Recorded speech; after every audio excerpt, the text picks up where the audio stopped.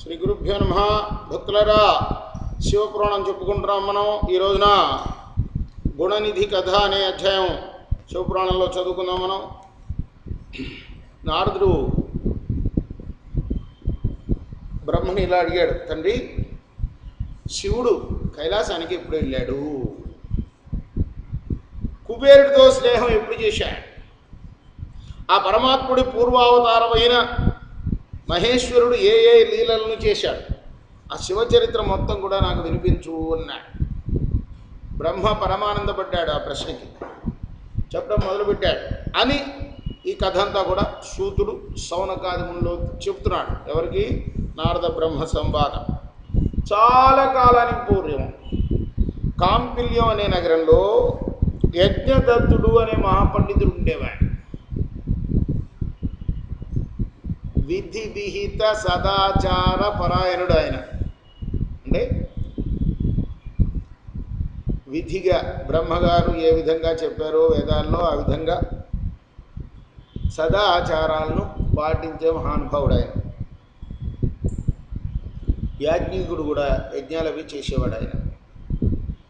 ఈ మహానుభావుడికి, ఈ యజ్ఞదత్తుడు అనే మహానుభావుడికి లేక ఒక్క కొడుకు పుట్టాడు. ఆ బిడ్డకు గుణనిధి అని పేరు పెట్టుకున్నాడు. ప్రేమగా చూసుకున్నాడు. గర్భాష్టమ ప్రాయంలో, అంటే గర్భంలో పడిన దగ్గర నుంచి మొదలు పెడితే 8వ సంవత్సరం అట్లా లెక్క అనమాట. పుట్టిన దగ్గర నుంచి 8 అని కాదు, అది ఉపనయనం చేయాల్సిన సమయం. అది ఆ టైంలో కరెక్ట్గా ఉపనయనం చేశాడు ఆయన. విద్య నేర్వటం కోసం గురువుగారి దగ్గరికి పంపాడు. ఆ దశలోనే ఆ కుర్రాడు చెడు స్నేహాలు మొదలుపెట్టాడు. జూదం, ఇంకా దుర్వ్యసనాలు చాలా అలవాటు చేసుకున్నాడు. యజ్ఞదత్తుడు పాపం ఎప్పుడు యజ్ఞాలు బాగా చేసేవాడు కదా, చాలామంది పిలుచుకెళ్తుండేవాడు. చాలా పనులు ఉండేవి పాపం. ఆయన వీడిని పట్టించుకునేవాడు కాదు. ఎప్పుడన్నా తీరిక వేళలో వీడిని గురించి భార్యని అడిగేవాడు. ఆమె పాపం ఒక్కగానొక్క కొడుకు కదా అని మోహంతో గుణనిధి యొక్క లోపాలని చెప్పేది కాదు భర్తకి. ఎక్కడికి వెళ్ళారని అడిగితే ఇప్పుడే స్నేహితులతో కలిసి వల్ల వేయడానికి వెళ్ళాడు వేదం అని చెప్పేది. అబద్ధాలు చెప్పేది పాపం కొడుకు మీద మోహంతో. పాపం యజ్ఞదత్తుడి యొక్క కార్యలంపటత్వం వల్ల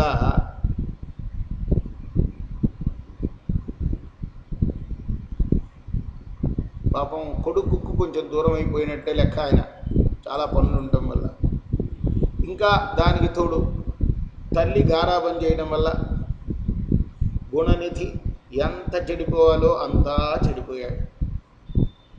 పండిత పుత్ర పరమసుంట అన్నట్లుగా తయారయ్యాడు వాడు. ఇదేమీ తెలియని యజ్ఞదత్తుడు పాపం గుణనిధికి 16వ సంవత్సరం రాగానే ఆ రోజుల్లో అలా వివాహం చేసేవాడు. అలా చేశాడు ఆయన. గుణనిధికి మాత్రం వివాహం చేసిన తర్వాత కూడా బుద్ధి రాల. పెళ్ళైనా దారికి రాని కొడుకును చూసి తల్లి చాలా చాలా బాధపడింది. వేట, మద్యపానం, చాడీలు చెప్పడం, అబద్ధాలాడటం, దొంగతనం, జూదం, స్త్రీ సంగమం, ఇలా వీటిని ఏమంటారు? సప్తవ్యసనాలు అంటారు. మొత్తం అన్నీ ఉన్నాయి, ఏ ఒక్కటి కూడా లేకుండా లేదు. మొత్తం అబ్బినాయి వీడికి. ఏ ఒక్కటి అబ్బినా బయటపడటం కష్టం అంటారు కదా, మరి 7 అబ్బిన వాడు ఇంకేం బయటపడతాడు వాడు? అలా కొడుకు చెడిపోవటం పట్ల తల్లి చాలా లేటుగా, ఆలస్యంగా కళ్ళు తెరిచింది.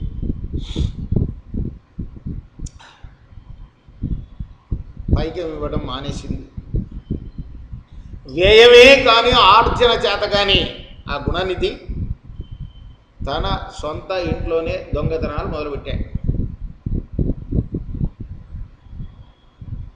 పాత్రలు ఏమిటి, పళ్ళాలు ఏమిటి, పీఠాలు ఏమిటి, పీతాంబరాలు ఏమిటి, ఒకటేమిటి, అందిందల్లా జూదశాలకు వెళ్ళిపోతూ ఉండేది. జూదంలో ఓడిపోవడం, అవన్నీ కైంకర్యం చేయటం, అవన్నీ జరిగిపోయింది, అలవాటైపోయింది వాడు. ఒకనాడు యజ్ఞదత్తుడు అంటే తండ్రి అభ్యంగ స్నానం చేస్తూ తన చేతికి ఉన్న ఆ బంగారు ఉంగరాన్ని భార్యకి ఇచ్చాడు, జాగ్రత్తగా పెట్టమని. ఆమె పాపం దాన్ని ఎడం చేత్తో ఎక్కడో పెట్టి మర్చిపోయింది. గుణాన్ని చూశాడు, అది చక్కగా తీసుకెళ్ళాడు, జోదశాలకి చేర్చేశాడు. అలా పాపం ఆ ఉంగరం ఇచ్చిన సంగతి మర్చిపోయాడు యజ్ఞదత్తుడు. రెండో నాడు మూడో నాడు ఆయన గుర్తొచ్చింది. అయితే రాజవీధిలో ఆయన నడిచి వెళుతూ ఉంటే తన ఉంగరం ఒకటి చేతికి కనపడింది. అప్పుడు కానీ ఆయనకి తెలియదు చాలా పాపం. భార్యను గద్దించాడు వచ్చి, నా ఉంగరం ఏమైందని. అప్పుడు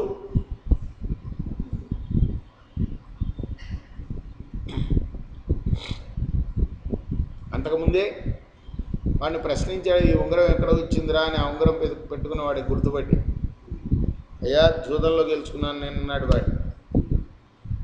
ఇహ కావులు కంచాలు కూడా జోదశాలకు రాకముందే జాగ్రత్త పడాలనుకున్నాడు యజ్ఞదత్తుడు. అవమాన భారంతో ఇంటికి చేరాడు. భార్యను పిలిచాడు, తన బంగారు ఉంగరం గురించి అడిగాడు. ఆమె కంగారు పడింది, వెతికిస్తానని చెప్పింది. భార్యను వెంటనే నిందించాడు. కొడుకు ప్రవర్తన తనకు తెలపకుండా దాచి పాడు చేసిందని అరిచాడు. తక్షణమే గుణనిధికి తిరోధకాలు ఇచ్చేశాడు. ఆ రోజుల్లో అలా ఉండేదన్నమాట. అంటే దుర్గుణాలు గల పుత్రుడు ఉన్నా ఒకటే, చచ్చినా ఒకటే అని, చచ్చాడు అని భావించేసి వాడికి అన్ని క్రియలు చేసేవాడు. నీళ్ళు వదిలేసేవాడు. నీళ్ళు వదిలేయడం అంటే అదే అనమాట. చచ్చిన వాడికి ఏమి ఇవ్వాలి అవన్నీ తిలోదకాలన్నీ అర్పించేశాడు. భార్యను కూడా తప్పుడు పని చేసినందుకు, కొడుకు గురించి చెప్పనందుకు, కొడుకుని చెడగొట్టినందుకు వదిలేశాడు. ఆ రోజుల ఆచారం అది. ఇంకొక అమ్మాయిని పెళ్ళాడు. అంత స్ట్రిక్ట్గా ఉండేది గృహస్థ ఆశ్రమం అంటే. రేపు మనం ఈ గుణనిధి చేసే శివ పూజ గురించిన అధ్యాయం చదువుకుందాం. కృష్ణార్పణమస్తు. నమః పార్వతీపదే హర హర మహాదేవ లక్ష్మీపతే శ్రీహరి మహాదేవ.